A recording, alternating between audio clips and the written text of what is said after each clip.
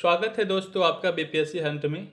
आज 7 क्लास का last topic है रेगिस्तान में जीवन। कल हमने अध्याय 9 को पढ़ा, तो आज भी आप देख रहे हो यहाँ पे अध्याय 9 है। तो कल हमने क्या पढ़ा, आज हम क्या पढ़ने वाले हैं। अध्याय आपका 10 है, यहाँ पे एडिट करने में यहाँ पे 9 हो गया है। अध्याय आपका 10 है। कल हम लोगों ने 9 अध्याय को हम लोगों ने पढ़ लिया था। शीतोष्ण प्रदेश में जीवन कैसा होता है, वहाँ का वनस्पति, प्राणी जात, जलवायु, वहाँ के लोग, वहाँ का व्यवसाय इत्यादि तमाम विशेषताओं को मैंने कल के अध्याय में पढ़ा था। आज हम क्या पढ़ने वाले हैं, रेगिस्तान में जीवन, यहाँ का वनस्पति जात, प्राणी जात, यहाँ के लोग, यहाँ का निवासी, यहाँ का व्यवसाय क्या है, तमाम विशेषताओं के बारे में इस लेसन में आज हम पढ़ेंगे। तो चलिए शुरुआत करते हैं। रेगिस्तान रेगिस्तान जो है कि रेगिस्तान शब्द सुनते ही आपके मना मस्तिष्क में रेत का दृश्य बनता होगा। और क्या बनता होगा, यहाँ पे बहुत ज़्यादा गर्मी ही गर्मी होती होगी, ऐसा कुछ भी नहीं है। मतलब गर्मी तो है, परंतु यहाँ पे तापमान भी कम है, तापमान ज़्यादा भी है। दोनों विशेषता यहाँ पे पाई जाती है। यहाँ बिरल वनस्पति है, यहाँ कम वर्षा होती है, तापमान जो चरम पे होती है। ठीक है, तो चलिए शुरुआत करते हैं। रेगिस्तान में जीवन क्या है, रेगिस्तान में जीवन है। अध्याय आप 5 में पढ़ चुके हैं। क्या पढ़े हैं कि पेड़ पौधे, पशुओं एवं मनुष्यों के लिए जल ही जीवन है। मतलब पेड़ के लिए, पौधों के लिए, पशुओं के लिए एवं मनुष्यों के लिए जल ही क्या है, जीवन है। तो देखिए, जल को ज़्यादा बर्बाद नहीं कीजिए, जल को सेव कीजिए। इन फ्यूचर आप ही को उससे फ़ायदा होगा। चलिए, जहाँ पीने के लिए जल ना हो, मवेशियों को चरने के लिए घास ना हो एवं फसलों के लिए उगने के लिए जल ना हो, तो ऐसे स्थान पर किसी जीव के लिए जीवन कितना कठिन होगा, आप जानते ही हैं। देखिए साइड में दिया हुआ है शब्दावली। शब्दावली में क्या है, जैसे कि मैंने आपको बताया कि रेगिस्तान यह एक शुष्क प्रदेश होता है, बिल्कुल सही बात है। जिसकी विशेषताएं क्या है, अत्यधिक उच्च एवं निम्न तापमान, विरल वनस्पति है। तो रेगिस्तान का मतलब ये होता है, सिर्फ बालू ही बालू नहीं, सिर्फ गर्मी ही गर्मी नहीं, यहाँ पे उच्च तापमान के साथ साथ यहाँ पे निम्न तापमान भी होता है। तो आगे बढ़ते हैं। देखिए हम यहाँ पे पढ़ने वाले हैं, क्या पढ़ेंगे, विश्व के अनेक प्रकार का जो रेगिस्तान है, सहारा का रेगिस्तान है, और आपका जो ठंडा रेगिस्तान जो आपका लद्दाख का एरिया है, हम उसके बारे में पढ़ेंगे। तो चलिए देखते हैं। यहाँ पे कह रहा है कि अब हम विश्व के उन स्थानों के बारे में पढ़ेंगे जहाँ लोग अत्यधिक कष्टकारी तापमान में जीना सीख चुके हैं। इनमें से कुछ स्थान आग की तरह गर्म है, तो कुछ बर्फ की तरह ठंडा है। ये विश्व के रेगिस्तान के क्षेत्र में ये विश्व के रेगिस्तान के क्षेत्र हैं। इन क्षेत्रों में कम वर्षा, विरल वनस्पति, चरम तापमान होते हैं। तापमान के आधार पर रेगिस्तान गर्म या ठंडे हो सकते हैं। इन स्थानों में जहाँ कहीं भी थोड़ी जल उपलब्ध होता है, लोग वहाँ कृषि करने के लिए बस जाते हैं। तो मैंने इतना पॉइंट पढ़ा, 2 पॉइंट इसमें महत्वपूर्ण है, तो आप लिख लेंगे। रेगिस्तान में कम वर्षा, विरल वनस्पति, चरम तापमान होता है। दूसरा पॉइंट, तापमान के आधार पर रेगिस्तान गर्म एवं ठंडे हो सकते हैं। मैंने क्या बताया, ये रेगिस्तान की विशेषता था। रेगिस्तान किसे कहते हैं, अब वो आपको अंडरस्टूड है, आप उसे समझ गए होंगे। रेगिस्तान हम किसे कहते हैं, शब्दावली में मैंने आपको बता दिया, उसको लिखने का ज़रूरत नहीं है। बस याद रखेंगे विरल वनस्पति होती है, और क्या याद रखेंगे, यह एक शुष्क प्रदेश होता है जहाँ की तापमान उच्च एवं निम्न तापमान होता है।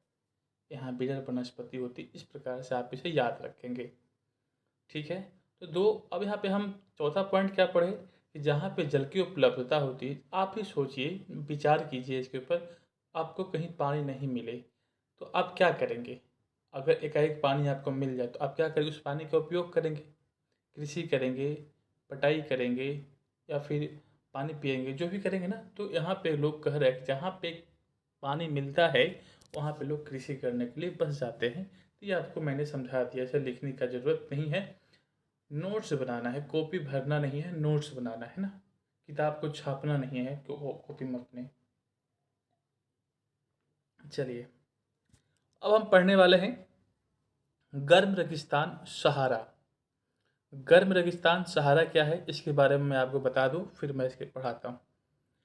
सबसे पहले यह जो है कि आपका विश्व का सबसे बड़ा रेगिस्तान है, गर्म रेगिस्तान है। यह अफ्रीका में मौजूद स्थित है और यह जो है कुल 11 देशों से घिरा हुआ है। ठीक है, तो चलिए हम बढ़ते हैं। इसका जो वर्ग किलोमीटर है 8.5 लाख किलोमीटर है, भारत से 3 गुना बड़ा है। विश्व एवं अफ्रीका महाद्वीप के मानचित्र को देखिए। उत्तर अफ्रीका के बड़े भूभाग पर फैले सहारा के रेगिस्तान को पता लगाएं। तो आप विश्व के मानचित्र में उत्तरी अफ्रीका महाद्वीप को आप देखें, अफ्रीका को आप देखें, और अफ्रीका में कहाँ देखें, उत्तरी अफ्रीका को आप देखें, वहाँ देखेंगे सहारा का रेगिस्तान फैला हुआ है। यह विश्व का सबसे बड़ा रेगिस्तान है। अब आप क्या करेंगे, सहारा रेगिस्तान टॉपिक हेडिंग में डाल देंगे और जो मैं नोट्स लिखवाऊंगा उसी को आपको लिखना है। यह लगभग 8.5 लाख वर्ग किलोमीटर के क्षेत्र में फैला है। क्या आपको याद है कि भारत का क्षेत्रफल कितना है? 3.2 लाख वर्ग किलोमीटर है। सहारा का रेगिस्तान जो है 11 देशों से घिरा हुआ है। तो वो 11 देश कौन कौन है, तो आप इसे याद रखेंगे। जैसे अल्जीरिया, क्या है आपका? अल्जीरिया है। अल्जीरिया, चाड, मिस्र, Libya, Mali, Mauritania, Morocco, Niger, Sudan, Tunisia एवं पश्चिमी सहारा। मिस्र से आपके माइंड में कुछ क्लिक करना चाहिए। इस बार जो 74वां गणतंत्र दिवस जो हुआ है, मिस्र के राष्ट्रपति ही हमारे मुख्य अतिथि थे। तो वो कौन थे, उनका क्या नाम है? अब्दुल फतह अल सीसी। आप याद रखेंगे, अब्दुल फतह अल सीसी। तो आपको याद आते रहना चाहिए क्योंकि हो सकता है कि आपको सवाल पूछ सकता है 69 बीपीएससी में। चलिए आगे देखते हैं। रेगिस्तान के बारे में सोचते ही आपके मस्तिष्क में, आपके मना मस्तिष्क में क्या दृश्य आता है? रेत, रेत का आता है। परंतु सहारा मरुस्थल बालू की विशाल परतों से ढका हुआ नहीं, वरन वहाँ पे क्या है? बजरी के मैदान और नग्न नग्न चट्टानी सतह वाले स्थित उत्थित पठार भी पाए पाए जाते हैं। मतलब यहाँ पे आपको क्या क्या मिल जाएगा? बजरी के मैदान मिल जाएगा, नग्न चट्टानी वाले आपको सतह मिल जाएगा, उत्थित पठार भी पाए जाते हैं। ये चट्टानी सतह के कुछ स्थान पर 2500 मीटर से भी अधिक ऊंची है। जो आपको ये पठार, उत्थित पठार जो आप देख रहे हैं, कहीं कहीं 2500 मीटर पे ऊंची है। तो रेगिस्तान, सहारा का रेगिस्तान सुने, वो दृश्य मन में आ गया क्या? बालू ही बालू, रेत ही रेत। आप याद रखेंगे यहाँ पे आपको बालू के साथ क्या क्या है? चट्टानी सतह भी है, उत्थित पठार भी है, जिसकी ऊंचाई कितनी है? 2500 मीटर के आसपास में, याद रखेंगे। अगला बात करते हैं। क्या आप जानते हैं, देखिए यहाँ पे बोल रहा क्या आप जानते हैं? आपको यह जानकर आश्चर्य होगा कि आज का रेगिस्तान, आज का जो सहारा का रेगिस्तान है, एक समय में पूर्णतया यह हरा भरा मैदान था। ये हमें कैसे पता चलता है? तो सहारा की गुफाओं से प्राप्त चित्रों से ज्ञात होता है कि यहाँ नदियाँ तथा मगर पाए जाते थे। हाथी, शेर, जिराफ, शुतुरमुर्ग, भेड़, पशु तथा बकरियाँ सामान्य जानवर थे, परंतु यहाँ के जलवायु परिवर्तन ने इसे बहुत शुष्क व प्रदेश में क्या कर दिया? बदल दिया। ये कैसे हुआ होगा? आप पेड़ की कटाई हुई होगी, अब पेड़ की कटाई हुई होगी, यहाँ वर्षा नहीं होता होगा, यहाँ जल की कमी हो गया होगा, तो इस कारण से धीरे धीरे ये क्या हो गया? तब्दील हो गया, किसमें? रेगिस्तान में तब्दील हो गया। ये कभी हरा भरा हुआ करता था। यहाँ पे आप देख रहे हैं, यहाँ पे लिखा हुआ है, देखिए आपका यहाँ पे क्या दिया हुआ है? सहारा का रेगिस्तान। आप यहाँ पे दर्शाएंगे, मैप आप जब खोलेंगे, तो मैप जैसे आप खोलेंगे तो आपको ये आपको क्षेत्र पता करना होगा। सहारा के रेगिस्तान, देखिए आप यहाँ पे देख रहे हैं क्या? ये सहारा का ये रेगिस्तान है। इस प्रकार से आप देखिए, ये देख रहे हैं, ये क्या है आपका? ये सहारा का रेगिस्तान है। तो अभी आपको मैंने क्या बताया, 11 देश से घिरा हुआ अल्जीरिया, लीबिया, मिस्र, माली, नाइजेर, सूडान, चाड, मौरितानिया, पश्चिमी सहारा सहारा, मोरक्को, ट्यूनीशिया, ये सब मैंने बताया ना अभी आपको। तो ये सब आपको पता लगाना होगा मैप के ऊपर। देखिए मैप की शुरुआत अभी से ही आपको करना होगा। देखिए यहाँ पे क्या क्या दिया हुआ है, यहाँ पे सोमाली गणराज्य दिया हुआ है ना। अब यहाँ पे क्या दिया, लाल सागर दिया है, यहाँ पे देखिए लाल सागर है। अब हम बात करते हैं यहाँ पे क्या है, अटलांटिक सागर यहाँ पे है, भूमध्य सागर है। आपको पता करना होगा, ठीक है। सब कुछ मास्टर ही करके देगा, तो आप कब मेहनत करेंगे। आपको जब एक आपको हम लाइन बता रहे हैं, आपको एक रास्ता बता रहे हैं, उस रास्ते पे आप चलिए, ठीक है। चलिए आगे बढ़ते हैं। आपको ये मैंने दिखा दिया, आप मैप जब खोलेंगे तो आपको ये पता करना होगा कहाँ पे है। अब देखिए जलवायु है। अब सहारा रेगिस्तान के बारे में मैंने आपको टॉपिक जो दिलवाया था, उसको पहले मैं आपको लिखवा देता हूँ। 4 से 5 पॉइंट में लिखेंगे, वहाँ पे लिखिएगा। सहारा के रेगिस्तान विश्व का सबसे बड़ा रेगिस्तान है। सहारा के रेगिस्तान विश्व का सबसे बड़ा रेगिस्तान है, एवं यह गर्म रेगिस्तान है। अगला पॉइंट लिखेंगे, यह गर्म रेगिस्तान है।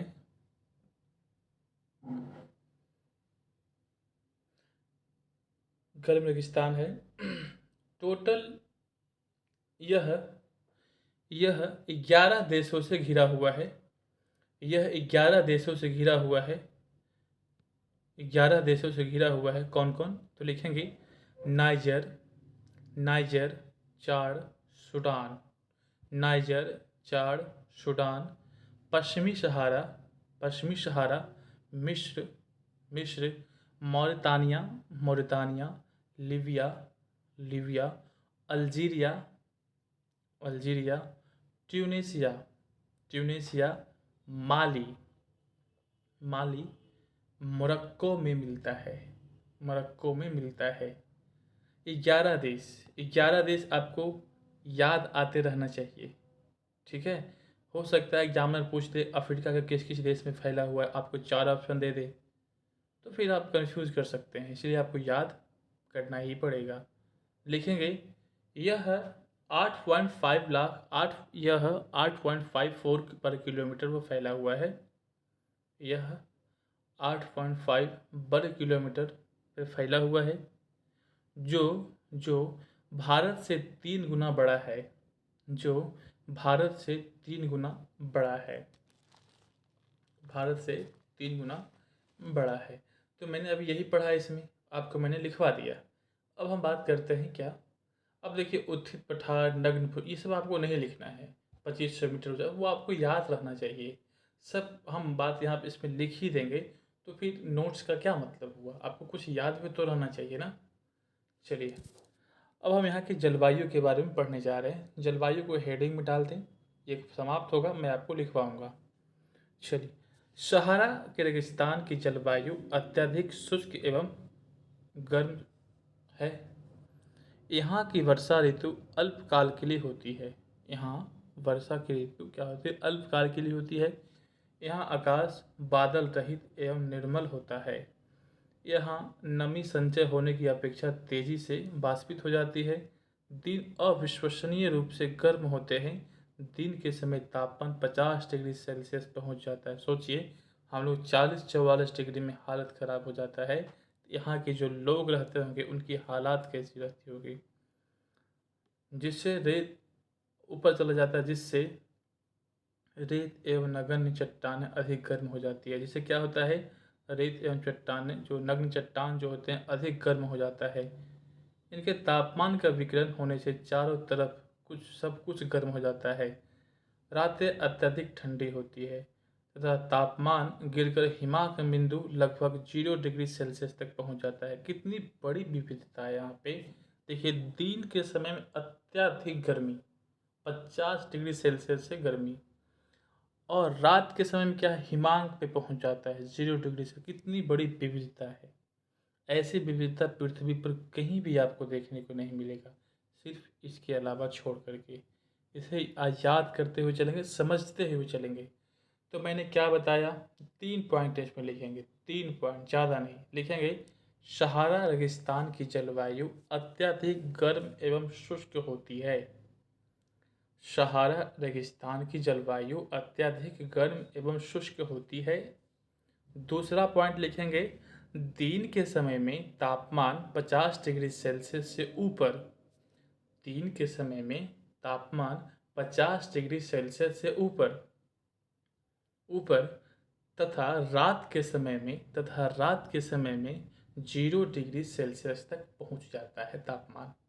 तापमान जो है रात के समय में तापमान 0 डिग्री सेल्सियस तक पहुंच जाता है। बस 2 पॉइंट 3 पॉइंट जो भी आपका हो गया उसे आप नोट कर लेंगे, ज़्यादा आप नोट नहीं करेंगे।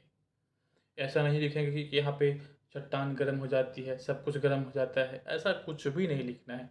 स्वाभाविक सी बात है, जब तापमान बढ़ेगा तो आसपास में क्या होगा, सब कुछ गर्म हो जाएगा। जब तापमान घटेगा तो सब कुछ ठंड हो जाएगा। ऐसा नहीं लिखने बैठ जाएंगे, यहाँ तापमान बढ़ने से यहाँ की बालू, यहाँ की पत्थर, यहाँ का गिट्टी सब कुछ गर्म हो जाता है, ऐसा कुछ भी मत लिखना। नोट्स खराब हो जाएगा, पूरी किताब को नहीं छाप देना है कि कॉपी में।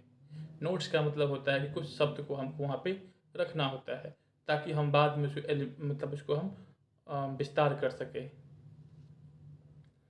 अब देखिए, आपको एक सिंपल सी, अगर आप साइंस पढ़े होंगे तो तापमान अगर 1 डिग्री बढ़ता है, जैसे कि अभी 44 डिग्री है मान के चलते हैं, 44 डिग्री मान के चलते हैं, तो अभी 44 डिग्री है, अगर 1 डिग्री बढ़ गया, 45 डिग्री बढ़ गया, 1 डिग्री बढ़ा ना तो 45 डिग्री हो गया, तो वो कितना गर्मी बढ़ा। लोग सोचते हैं 1 डिग्री बढ़ा है तो क्या दिक्कत है, नहीं, वो 1 डिग्री बढ़ने का मतलब है कि 10 गुना गर्मी बढ़ गई है। सोचिए, विचार कीजिए कि जब आप 44 डिग्री की गर्मी जब झेलते हैं तो अफ्रीका जो जो इस क्षेत्र में रहते हैं, तो सोचिए 50 डिग्री सेल्सियस पे कितनी गर्मी रहती होगी। तापमान 1 डिग्री बढ़ता है तो गर्मी का जो जो 10 गुना जो होता है वो तापमान बढ़ जाता है। अब मान लीजिए कि कोई व्यक्ति है 44 डिग्री सेल्सियस पर जितना गर्मी को झेल रहा है ना, तो उसे कितनी गर्मी लग रही होगी। अगर 1 डिग्री बढ़ती है तो उसे 10 गुना गर्मी लगेगी, 10 गुना गर्मी लगेगी। ऐसा क्यों होता है, विचार किया है कभी आपने, ऐसा क्यों होता है? क्योंकि साइंस में आपने क्या देखा है कि एक लॉग, मैथ जो गणितीय स्ट्रक्चर जो होता है, फंक्शन जो होता है, लॉग लॉग के आप पढ़े होंगे। लॉग के कारण तापमान को जो तापमान का घटना बढ़ना, उसके अनुसार से हम पता करते हैं। ठीक है, चलिए हम आगे बढ़ते हैं।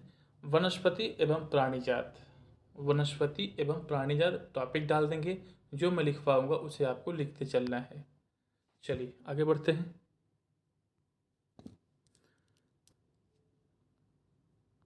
चलिए वनस्पति एवं प्राणीजात लिखेंगे, पहले पढ़ लेते हैं। सहारा रेगिस्तान में वनस्पतियों में कैक्टस, खजूर पेड़, एकेसिया, बस एकेसिया लिख लेंगे कि सहारा रेगिस्तान में एकेसिया पौधा पाया जाता है। बाकी खजूर तो आपको यहाँ भी मिल जाएगा, कैक्टस तो आपको यहाँ भी मिल जाएगा। कुछ स्थान पर मरुउद्यान, मरुउद्यान का मतलब क्या होता है कि जल के साथ आपका वहाँ पे उद्यान होना। पेड़ों से घिरा हरित द्वीप पाए जाते हैं, ठीक है, अच्छी बात है। देख लेते हैं यहाँ पे क्या है। देखिए, वैज्ञानिकों को यहाँ से कुछ मछलियों को कंकाल मिला है, तो बताइए, आपसे पूछ रहा है कि आपके अनुसार यहाँ क्या हो सकते हैं। यहाँ पे कभी किसी समय में बड़ा जलाशय रहा होगा, ठीक है। चलिए,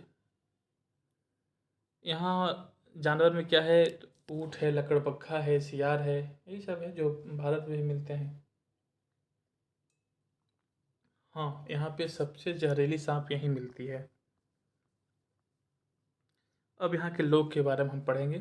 लोग, अब कह रहा है कि सहारा रेगिस्तान जो है कि आपका लोग, बस मतलब कि वनस्पति प्राणी जात में सिर्फ आपको एक पॉइंट लिखना है कि यहाँ पे जो वनस्पति क्या क्या मिलता है, खजूर, कैक्टस और एकेसिया मिलता है। और जानवर में आपको तो सेम टू सेम मिलते हैं, भारत में जो मिलते हैं वो वहाँ पे भी मिलते हैं। यहाँ के लोग के बारे में पढ़ रहे हैं। सहारा रेगिस्तान की कष्टकारी जलवायु में भी विभिन्न समुदाय के लोग रहते हैं। जो भिन्न भिन्न क्रियाकलापों में भाग लेते हैं। इनमें बेदूइन और तुआरग। तुआरेग कौन है? एक जनजाति है, इसे याद रखेंगे। बेदूइन और तुआरेग जनजाति है, इसे याद रखेंगे। अगला है कि चलवासी जनजाति वाले लोग। चलवासी जनजाति वाले लोग, ये लोग क्या करते हैं? बकरी, भेड़, ऊँट, घोड़े जैसे पशुधन को पालते हैं। इन पशुओं से इन लोगों को दूध मिलता है। इनकी खाल से ये पेटी, जूते, पानी की बोतल बनाने के लिए चमड़ा को प्राप्त करते हैं तथा पशुओं के बाल का उपयोग चटाई, कालीन, कपड़े एवं कंबल बनाने के लिए होता है। धूल भरी आंधियाँ एवं गर्म वायु से बचने के लिए भारी वस्त्र पहनते हैं। कुछ नोट करने वाली बात यहाँ पे तो नहीं लग रही है मुझे कि आपको मैं नोट करवाऊँ। अगला देखते हैं, सहारा में मरुद्यान में मिस्र नील घाटी के लोग निवास करते हैं। तो सहारा में मरुद्यान एवं मिस्र में नील घाटी में क्या करते हैं? लोग निवास करते हैं। और क्या है कि यहाँ पे जो है कि यहाँ जल की उपलब्धता होने से खजूर के पेड़ उगाए जाते हैं। भारत में भी उगता है। यहाँ पे देखिए चावल, गेहूँ, जौ, सेब जैसे कि फसलें उगाई जाती है। मिस्र में उगाई जाने वाली कपास विश्व भर में प्रसिद्ध है। इसे नोट कर सकते हैं, नोट डाल करके लिख लेंगे। मिस्र में उगाए जाने वाले कपास विश्व में प्रसिद्ध है। नोट में लिखेंगे, नोट में लिखेंगे। 3 बात 4 बात तो आपको नोट में मैं लिखा देता हूँ। यहाँ पे लोग में लिख लेंगे, लोग में लिखेंगे यहाँ पे बेदूइन तुआरेग, बेदूइन तुआरेग नामक जनजाति मिलती है। नोट पे लिखेंगे। दूसरा पॉइंट नोट पे लिखेंगे, दूसरा पॉइंट नोट पे लिखेंगे, मिस्र में उगाए जाने वाले कपास पूरे विश्व में प्रसिद्ध है। अगला देखते हैं, तेल की खोज संपूर्ण विश्व में अत्यधिक मांग वाले इस उत्पाद का अल्जीरिया, लीबिया, मिस्र। तो अल्जीरिया, लीबिया, मिस्र में तेल सबसे ज़्यादा होता है।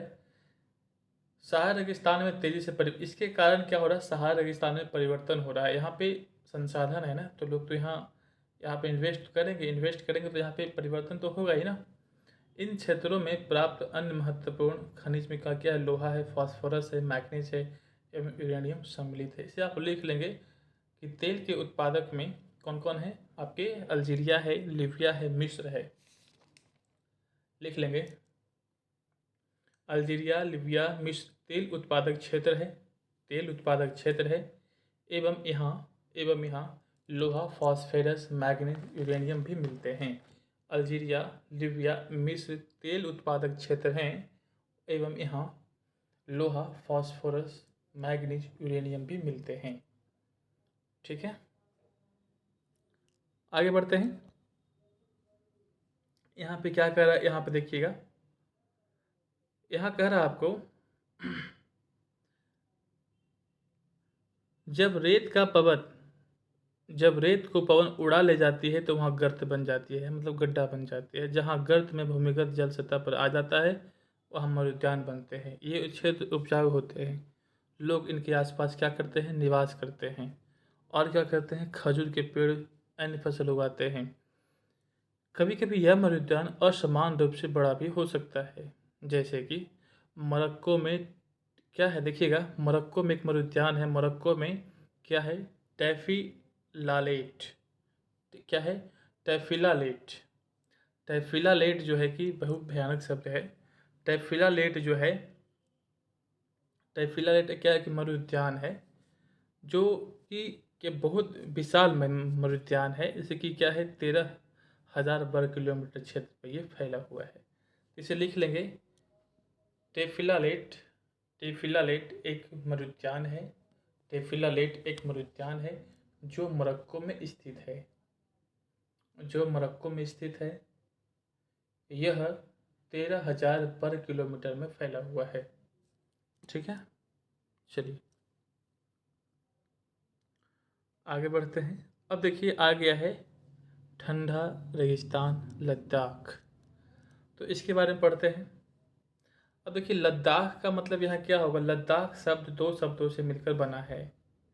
ला का अर्थ होता है पर्वतीय दर्रा और तथा दाख का मतलब होता है देश, पर्वतीय दर्रा वाला देश। ठीक है, चलिए देखते हैं इसमें क्या कह रहा है।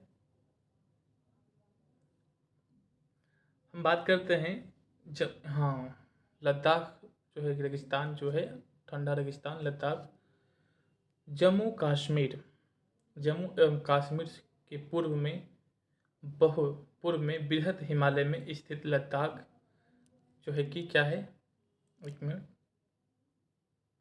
अब दिख रहा होगा आप लोग को, चलिए ठीक है।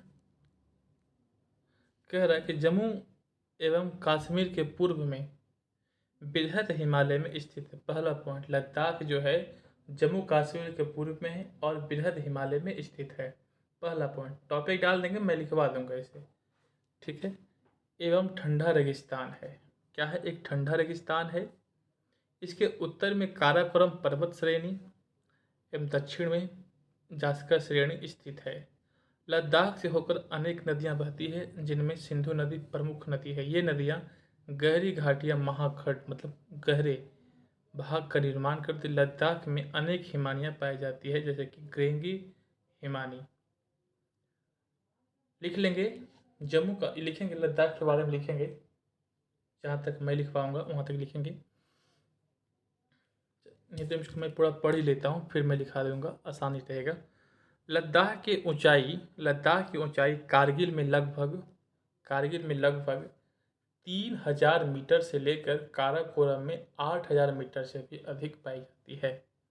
लद्दाख की ऊंचाई जो है कारगिल में लगभग कितना है, लद्दाख की ऊंचाई कारगिल की मैं बात कर रहा हूँ, कारगिल में 3000 मीटर है।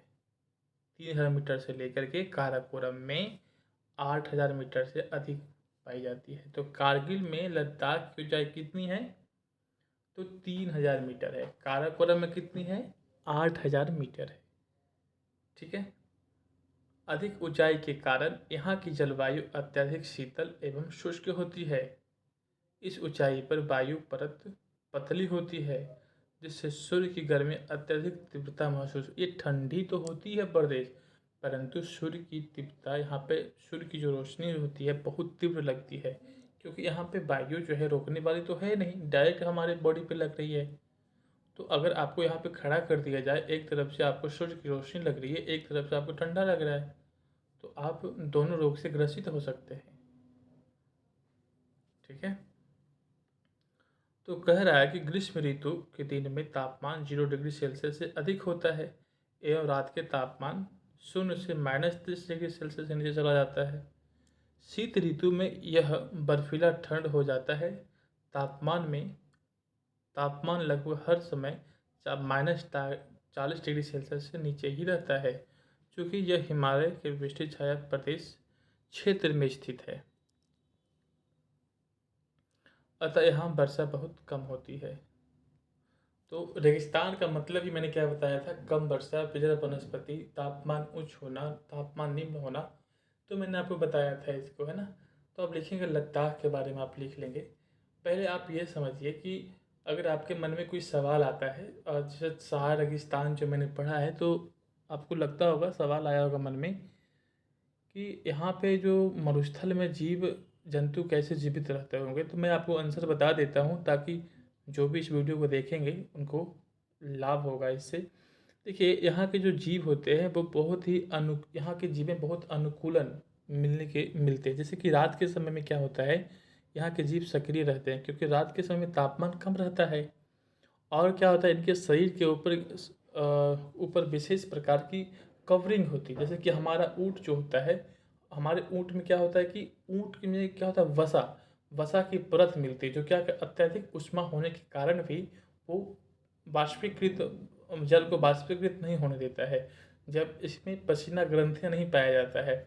और क्या होता है यहाँ के जीवों में, और क्या होता है, जब ये मल त्यागते हैं तो इसमें पानी की मात्रा नहीं होती है, ठीक है। यहाँ का जो वनस्पति जो होता है वो रात के समय में क्या करते हो, यहाँ के वनस्पति अपनी पत्तियों को खत्म कर देते होंगे, या फिर कांटा में बदल देते होंगे, रूपांतरित कर देते होंगे। और इनके जो स्टोमेटा जो होता है, स्टोमेटा जो भाग तो रात में खुल करके अपने सारा काम को करते हैं। यहाँ पे अनुकूल, यहाँ के जीव जंतु पेड़ पौधे जो हैं यहाँ पे इसके अनुकूल बना लिए हैं, ठीक है। तो चलिए बढ़ते हैं लद्दाख की। लद्दाख टॉपिक डाल देंगे, लिखेंगे लद्दाख के बारे में, लद्दाख टॉपिक डालेंगे, लिखना स्टार्ट करेंगे। लिखेंगे लद्दाख जम्मू एवं कश्मीर के पूर्व में बृहद हिमालय में स्थित है। जम्मू एवं कश्मीर के पूर्व में वृहद हिमालय में स्थित है। इसके उत्तर में काराकोरम और दक्षिण में पर्वत श्रेणी स्थित है। दक्षिण में जास्कर पर्वत श्रेणी स्थित है और दक्षिण में जास्कर पर्वत स्थित है। यहाँ से सिंधु नदी निकलती है। इस मतलब कि लद्दाख से सिंधु नदी बहने वाली प्रमुख नदी है। अगला पॉइंट लिखेंगे, ग्रीष्म ऋतु में तापमान 10 डिग्री सेल्सियस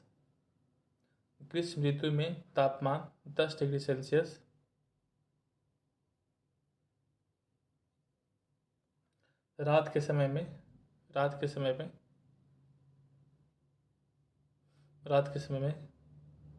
0 डिग्री से लेकर के 30 डिग्री सेल्सियस, -0 डिग्री से लेकर के -30 डिग्री सेल्सियस तक ये रहता है तापमान।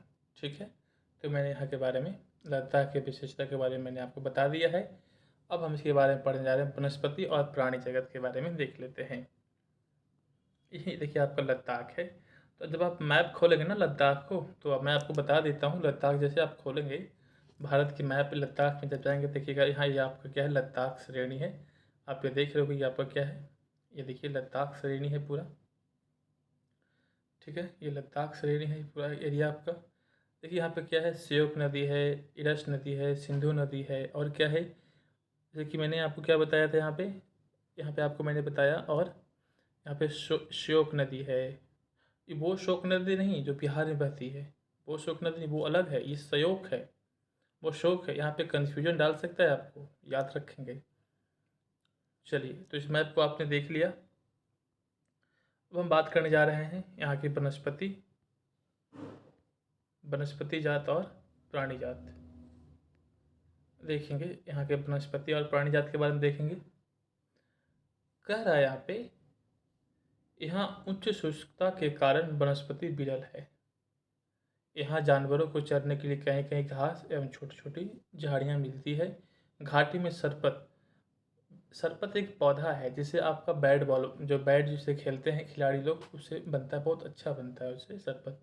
विल्लो पॉपुलर के उपवन देखे जा सकते हैं। ग्रीष्म ऋतु में सेब, खुबानी, अखरोट जैसे प्लवित होते हैं। लद्दाख में पक्षियों की विभिन्न प्रजातियां नजर आती है। इनमें रॉबिन, रेडस्टार्ट, तिब्बती स्नोकॉर्क, रेवन नामक पक्षियों की प्रजाति पाया जाता है। तो ये आपका एग्जामिनर पूछ सकता है कि किस चीज़ की प्रजाति है और कहाँ पाया जाता है, तो याद रखेंगे। ठीक है, एवं हुप यहाँ पाए जाने वाला सामान्य पक्षी है। हुप जो है यहाँ पाए जाने वाला सामान्य पक्षी है। इनमें से कुछ प्रवासी पक्षी है। लद्दाख के पशुओं में जंगली बकरी, जंगली भेड़, याक एवं विशेष प्रकार के कुत्ते पाए जाते हैं। इन पशुओं के दूध एवं मांस के खाल प्राप्त करने के लिए पाला जाता है। याक के दूध के उपयोग पनीर एवं मक्खन बनाने के लिए होता है। भेड़ और बकरी के बालों का उपयोग ऊनी वस्त्र बनाने में किया जाता है। तो बस यहाँ पे लोग के बारे में पढ़ने जा रहे हैं, तो एक पॉइंट हम वनस्पति और प्राणी जगत के बारे में लिख लेते हैं। तो लिखिएगा आप, यहाँ पर वनस्पति विरल होता है, वाला पॉइंट लिखेंगे। यहाँ पर वनस्पति विरल होता है। दूसरा पॉइंट लिखेंगे, यहाँ की घाटी में सरपत पॉपुलर नामक पेड़ मिलते हैं। सरपत पॉपुलर नामक पेड़ मिलते हैं। अगला पॉइंट लिखेंगे, यहाँ पर पक्षी की प्रजाति निम्न प्रकार की है। यहाँ पर पक्षी की प्रजाति निम्न प्रकार की है, जैसे रॉबिन, रेड स्टार्ट, तिब्बती स्नोकॉक, रेवन एवं हुप। तो आपने लिख लिया। अब हम बात करने जा रहे हैं यहाँ पर, अगला पॉइंट लिखेंगे, यहाँ पर बौद्ध मठ में क्या क्या है। यहाँ पे बौद्ध मठ मिलते हैं, यहाँ पर बौद्ध मठ मिलते हैं, जैसे हेमिस, हेमिस, कॉमा हेमिस, हेमिस, हेमिस, कॉमा थिक्से, थिक्से, थिक्से, थिक्से, थिक्से लिख लिए, कॉमा से, से, से, से, कॉमा लामा योरू। मैं आपको दिखा ही देता हूँ कहाँ से मैं आपको लिखा रहा हूँ, ताकि आपको तकलीफ नहीं होना चाहिए, है ना। देखिए,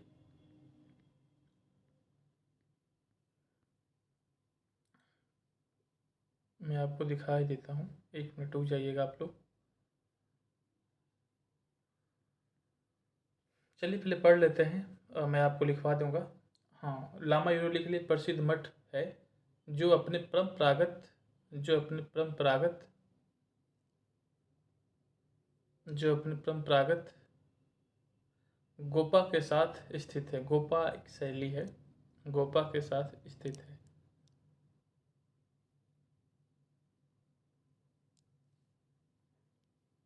यहाँ के लोग के बारे में पढ़ने जा रहे हैं। देखिए क्या है यहाँ पे, क्या आप लद्दाख एवं तिब्बत तथा मध्य एशिया के निवासियों के बीच कोई असमानता पाते हैं? यहाँ के अधिकांश लोग मुसलमान या बौद्ध हैं। वास्तव में लद्दाख क्षेत्र में अनेक बौद्ध अपने परंपरागत गोफा के साथ स्थित है। गोपा के साथ, गोपा क्या एक शैली है।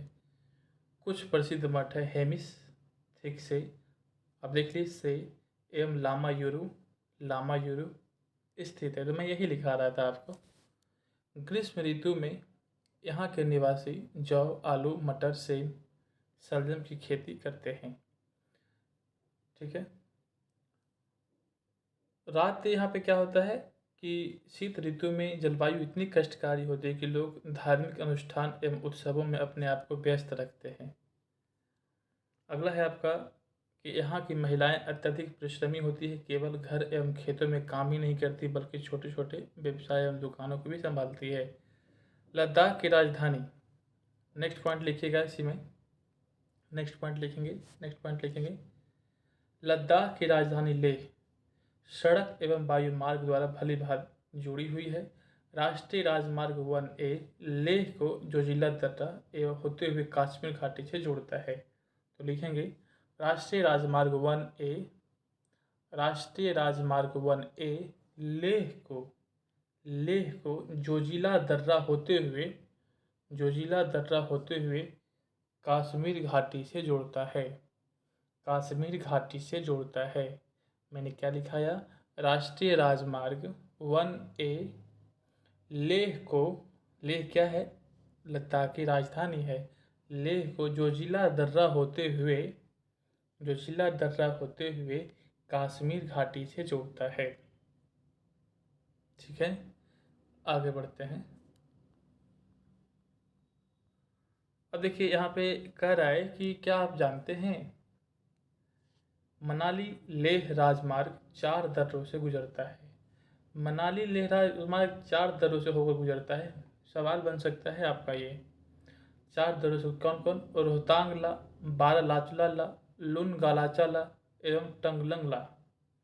याद रखेंगे, बहुत भयानक भयानक शब्द है, याद करने में आपको तकलीफ भी जाएगी, क्योंकि मुझे याद है तो मैं आपको आसानी से मैं आपको उच्चारण यहाँ पे कर दे रहा हूँ। जब पहली बार पढ़ेंगे रोहतांग ला, बारालाचला ला, लुगना लाचला, है ना, लुन गलाचा ला, टंगलंग ला। यह राजमार्ग केवल जुलाई से सितंबर के बीच खुलता है। अभी खुल चुका होगा, सितंबर के बीच में खुलता है जब बर्फ़ को मार्ग से हटा दिया जाता है। ये सवाल आप बिल्कुल लिख लेंगे, इसे आप मिस नहीं करेंगे, इसे आप मिस नहीं करेंगे, बहुत ही इम्पोर्टेंट है ये, लिख लीजिए। मनाली लेह राजमार्ग 4 दर्रों से होकर गुजरती है। मनाली लेह राजमार्ग 4 दर्रों से होकर गुजरती है। रोहतांग ला, रोहतांग ला, बारालाचला ला, बारालाचला ला, गुन गलाचा, लुन गलाचा ला, लुन गलाचा ला एवं टंगलंग ला। ठीक है, चलिए तो इसे आप देख लिए। आगे देखते हैं। यहाँ का देखिए पर्यटन स्थल क्या क्या है। यहाँ का मुख्य क्रियाकलाप पर्यटन है। देश विदेश में अनेक पर्यटक यहाँ पर्यटन के लिए आते हैं। गोपा दर्शन को देखने आते हैं, घास के मैदान देखने आते हैं, हिमनद की सैर, उत्सवों अनुष्ठान को देखना यहाँ के प्रमुख पर्यटक आकर्षण होते हैं। तो याद रखेंगे पर्यटन में ज़्यादा कुछ खास नहीं है, बस गोपा शैली याद रखेंगे, यहाँ का घास का मैदान याद रखेंगे। ठीक है, इसी को देखने के लिए लोग यहाँ पे आते हैं। अगला क्या है कि आधुनिकीकरण के फलस्वरूप यहाँ के जनजीवन में परिवर्तन आ रहा है, लेकिन लद्दाख लोगों ने शताब्दियों से प्रकृति के साथ समन्वय एवं संतुलित करना सीखा है। जल एवं ईंधन जैसे संसाधनों की कमी कमी के कारण ये आवश्यकता अनुसार मितव्ययिता से ही इनका उपयोग करते हैं और कुछ भी व्यर्थ नहीं करते हैं। ठीक है, अब हम सवालों को देखते हैं। सवालों को देखते हैं, सवालों को देखते हुए चलते हैं और बनाते हुए चलते हैं। यहाँ पे कह रहा है कि विश्व में कौन से दो प्रकार के रेगिस्तान पाए जाते हैं। तो आपका आंसर क्या हो जाएगा, उष्ण रेगिस्तान और शीत रेगिस्तान। सहारा रेगिस्तान किस महाद्वीप में स्थित है, तो अफ्रीका में स्थित है। लद्दाख रेगिस्तान की जलवायु की परिस्थितियाँ क्या है, शुष्कता एवं अत्यंत निम्न ताप है। यहाँ पे शुष्कता एवं अत्यंत निम्न ताप है। अगला सवाल क्या है, लद्दाख में पर्यटकों के लिए आकर्षण, तो क्या क्या है आपका, गोपा है, घास के मैदान है, यहाँ की संस्कृतियाँ हैं। सहारा रेगिस्तान के लोग किस प्रकार के वस्त्र पहनते हैं, मोटी वस्त्र पहनते हैं ताकि धूल से बच सके।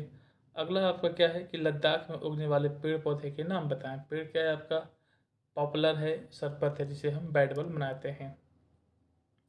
अगला क्या है आपका, सहारा, उत्तर देते चलिएगा आप लोग, है ना, खुद से भी। कह रहा है कि यहाँ पे सहारा अफ्रीका में किस भाग में स्थित है, तो उत्तरी भाग में स्थित है। सहारा किस प्रकार का रेगिस्तान है, गर्म रेगिस्तान है। लद्दाख रेगिस्तान के अधिकांश निवासी क्या है, तो बुद्ध एवं बौद्ध एवं मुसलमान हैं।